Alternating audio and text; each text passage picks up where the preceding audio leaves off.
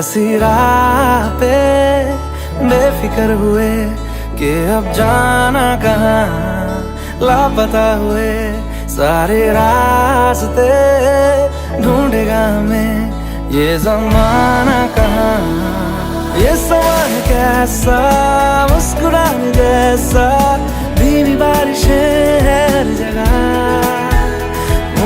ये नशा है कैसा डूब जाने जैसा, जारी ख्वाहिशें हर जगह।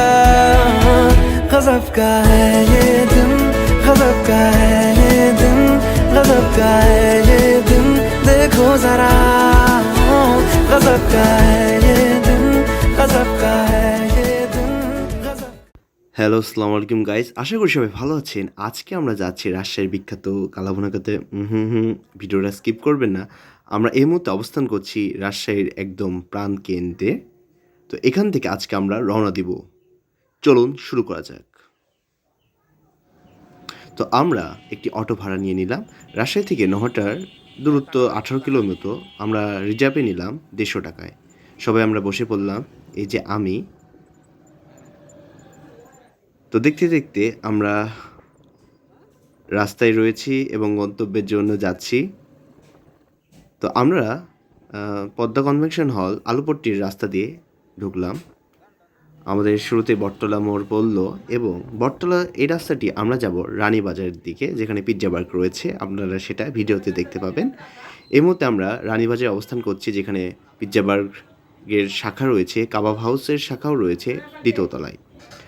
তো এই রাস্তাটি যাবে নিউ মার্কেটের রোডে। তো আমরা এখন অবস্থান করছি রাজশাহী শহরের নিউ মার্কেটের অপোজিটে ইসলামী ব্যাংকের সে রোডে। তো আমরা এরপর যাব হচ্ছে এই তো রেলগেটে। রাজশাহীর প্রাণকেন্দ্র বলা যায় রেলগেট, এবং রেলগেট থেকে নওগাঁ রুট, অর্থাৎ রেলগেট থেকে কেশরহাটের যে রোড, সেই রোডে আমরা যাব। তাহলে আমরা বিখ্যাত কালাভুনা খেতে পারবো।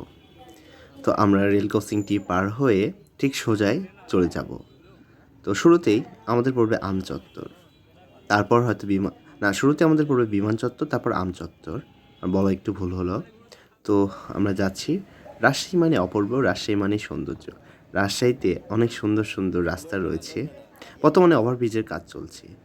তো দেখতে দেখতে আমরা চলে আসলাম বিমান চত্বর রাস্তায়। এই রাস্তাটিও অনেক সুন্দর এবং এখানে কয়েকটি ক্যাফে রয়েছে, আপনারা অবশ্যই ভিজিট করতে পারেন। তো যেহেতু আজকে আমরা যাচ্ছি নহাটা, তাই আমরা নহাটাই যাব। তো এই মুহূর্তে আমরা অবস্থান করছি আরেকটি প্রাণকেন্দ্রে আম চত্বর মোড়ে। তো এখান থেকে আমরা ঠিক সোজার দিকে যাব, অর্থাৎ কেশরহাটের যে রোড, সেই রোড ধরেই আমরা এগোবো। তো ঠিক এই সোজা রাস্তায় আমরা যাব। তো পথিমধ্যেই আমরা চলে আসলাম বায়া বাজারে। এরপর হয়তো আমরা বিমানবন্দর পড়তে পারে। তো দেখতে দেখতে আমরা বায়া বাজারে চলে আসলাম। এরপর আমরা দেখতে দেখতে চলে আসলাম শাহ মখদুম বিমানবন্দরে। এটা একটি অভ্যন্তরীণ বিমানবন্দর, যেটার সাথে রাজশাহী ঢাকা এবং রাজশাহী কক্সবাজার রুটে বিমান চলাচল করে। তো দেখতে দেখতে আমরা চলে আসলাম নহাটা সরকারি ডিগ্রি কলেজে, এবং এখান থেকে আমাদের আর সামান্য কিছু দূর গেলেই আমরা গন্তব্যে পৌঁছাবো। তো আমরা চলে আসলাম ব্রিজ ঘাটে, এবং এটা হচ্ছে নহাটা ব্রিজ। এই নহাটা ব্রিজের ঠিক পাশেই আমরা নামবো। তো আমরা অটো থেকে নামলাম, ভাড়া দিয়ে দিলাম। মামা হাই দাও, সে হাই দিল, আরেক বন্ধু হাই দিল। তো আমার আরও দুজন, এক বড় ভাই আসছে দুজন। তো তাদের জন্যই অপেক্ষা করা মূলত। তারা আসলো এবং আমাদের সাথে দেখেই কথাবার্তা বলল। তো আমরা এখন রয়েছি নহাটা ব্রিজ ঘাটে। আশেপাশে কয়েকটা দোকান দেখলাম, যারা আমাকে বলছে মামা এখানে আসেন, বসেন। তো আমরা যেহেতু হানিফ মামা আর না হয় বিখ্যাত রিপন মামারটা খেতে যাব, সেই গন্তব্যে আমরা এগোচ্ছি।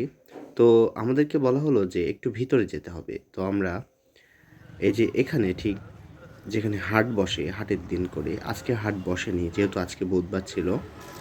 তো এই পুরোটা জায়গায় কিন্তু হাটের দিন হাট বসে। তো আমরা দেখতে দেখতে চলে আসলাম রিপন মামার হোটেল অ্যান্ড কালাভুনাতে। এখানে আমরা আজকে বিখ্যাত কালাভুনা খাবো। এটা কি আপনার হচ্ছে কালাভুনা? এখানে লাল ভুনা আছে, এখান থেকে উঠে শোনা যাবে না কালা voice। ভুনা করে। পরে দেখি একদম মশলা দেখি অন্য কোনো তো কালার না না, কোনো ইউজ হবে না মশলা। এটাই আপনার জাল দিয়ে কালা ভুনা তৈরি করবেন। পরে রেপ খোলা আপনারা থাকে। দেখতে পাচ্ছেন একদম অথেন্টিক ভাবে আমরা সাথে কালাবোনা খেতে পাচ্ছি। একটু ওদিকে দেখাও।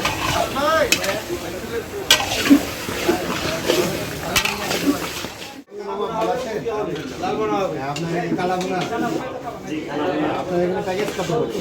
কালা ভুনা 170। জি, আর ভাত আপনারা দেখতেই পাচ্ছেন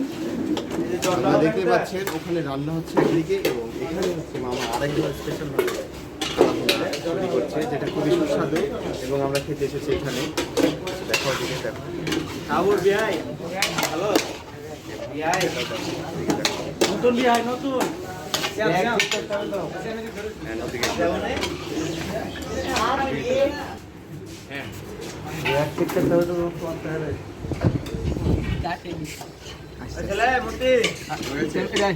এগুলো আমাদের বানায়নি।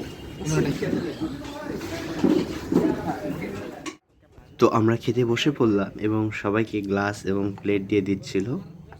আমাকেও একদম ফ্রেশ এক প্লেট ভাত দিল এবং ভাতের সাথে সালাদ, লেবু এবং এই যে কালা ভুনা। এখানে 4 পিস ছিল, যেটার মূল্য ছিল 170 টাকা এবং লাস্টে 1 পিস দেবে। তো আমরা আমাদেরকে খাওয়ার জন্য মরিচ, পেঁয়াজ দিল। এখন আমি একটু টেস্ট করছি। টেস্টটা অনেক সুস্বাদু, কিন্তু মাংসের পিস একটু শক্ত মনে হলো, মানে মোটামুটি ঠিক আছে। তো খেতে খুবই সুস্বাদু লাগছে। যেহেতু লেবু, কাঁচা মরিচ, মাংস, একটা কম্বিনেশন খুবই ভালো লাগছে খেতে। এবং আর বন্ধুরা সবাই তৃপ্তি সহকারে খাচ্ছে এবং আমিও খাচ্ছি। আসলে খুবই ভালো লাগছে একসাথে খাওয়া, এবং গরুর মাংসের টেস্টটা আসলেই সত্যি অসাধারণ। না না, যে আপনার এই যে কেমন লাগছে, কোয়ান্টিটি কেমন? কোয়ান্টিটি ভালো আছে, 4 পিস দিয়েছে মাংস। দাম হিসেবে ঠিক আছে, 170 টাকা মাংস হিসেবে অনেক ভালো।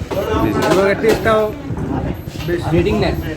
রেটিং কেমন দিতে যাচ্ছে? খুবই সুস্বাদু এবং ভালো। 10-এ 8 দেওয়া যায়। আচ্ছা আচ্ছা, ধন্যবাদ।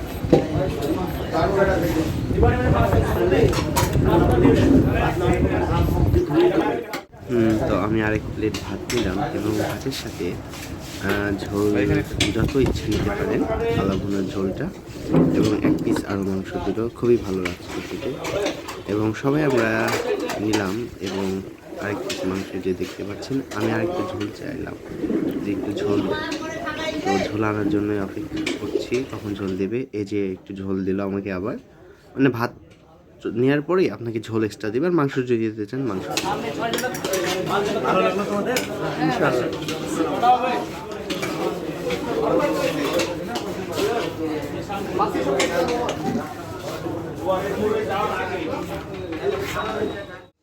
এখানে দেখুন, রান্না করা মাংসগুলো আরেক কয়ডাতে ঢালছে।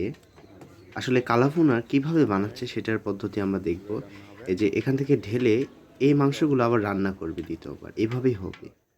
তো খাওয়া দাওয়া শেষে আমরা চলে আসলাম পান খেতে। তো পান না খেলে কেমন যেন জমছে না। তো আমরা বললাম, মামা একটা মিষ্টি পান বানান। সে আমাকে বলল, আচ্ছা মামা, একখান পান বানাই সবার জন্য, জর্দা দিব, খড় দিব সামান্য, যেন মুখ পড়ে না যেন। যাই হোক, আমি গানটা জানি না, একটু বানিয়ে ভুলভাল বলে ফেললাম। তো এখানে মিষ্টি পান বানাচ্ছে, যেটা খুব সুস্বাদু। এবং এই পর্যন্তই। সবাই থাকবেন, পাশে থাকবেন, লাইক করবেন, সাপোর্ট করবেন।